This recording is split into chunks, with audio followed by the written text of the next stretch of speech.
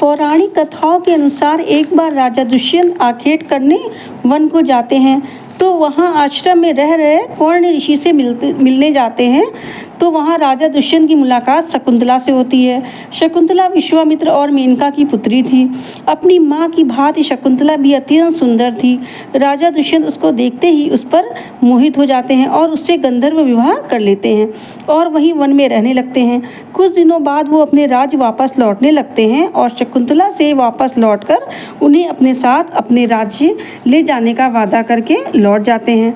चलते समय राजा दुष्यंत शकुंतला को निशानी के रूप में अपनी अंगूठी दे जाते हैं। शकुंतला वो अंगूठी देख देखकर राजा दुष्यंत की यादों में खोई रहती है और उनकी प्रतीक्षा किया करती है और वो गर्भवती भी हो जाती है। एक बार उसके आश्रम में दुर्वासा ऋषि आते हैं, लेकिन राजा दुष्यंत की यादों में खोई शकुंतला अपनी सुध बुध खोई रहती है और वो दुर्वासा ऋषि का उचित आदर सत्कार नहीं कर पाती। तो दुर्वासा ऋषि क्रोध में आकर उसे श्राप देते हैं कि जिसकी याद में तू अपनी इतनी सुध बुध खो बैठी है और एक ऋषि का आदर सत्कार करना भी तुझे याद ना रहा, वो तुझे ही भूल जाएगा। तो शकुंतला दुर्वासा ऋषि से अपनी गलती के लिए क्षमा मांगती है। तो दुर्वासा ऋषि का दिल पिघल जाता है। वो कहते हैं, जब तुम्हें अपने पति को उनकी दी हुई कोई निशानी दिखाओगी तो उसे भूला हुआ सब याद आ जाएगा।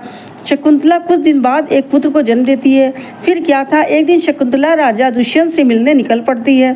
वो राजा दुष्यंत द्वारा दी गई अंगूठी अपने हाथ में पहने रहती है कि नाव से रास्ता पार करने में और अपने पुत्र को संभालने में उसकी अंगूठी नदी में कहीं गिर जाती है। वो बहुत ढूंढती है लेकिन अंगूठी नहीं मिलती है। उस अंगूठी को मछली निगल लेती है।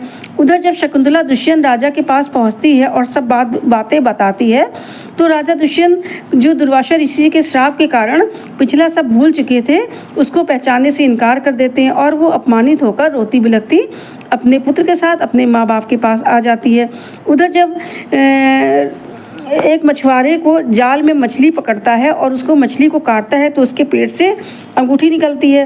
वो उसे बेचने जाता है, लेकिन इतनी कीमती अंगूठी का कोई भी मूल्य नहीं दे सका, तो वो राज दरबार चला जाता है और जब राजा दुष्यंत के पास वो अंगूठी पेश करता है तो अंगूठी देखते ही राजा को सब याद आ जाता है और वो तुरंत अपने सैनिकों के साथ शकुंतला को खोजकर अपने पुत्र के साथ सत्कारपूर्वक अपने राज में ले आते हैं। ये शकुंतला का पुत्र भरत के नाम से आगे चलकर हस्तिनापुर के राजा बने और हमारे देश का नाम भी इन्हीं के नाम पर भारत रखा गया।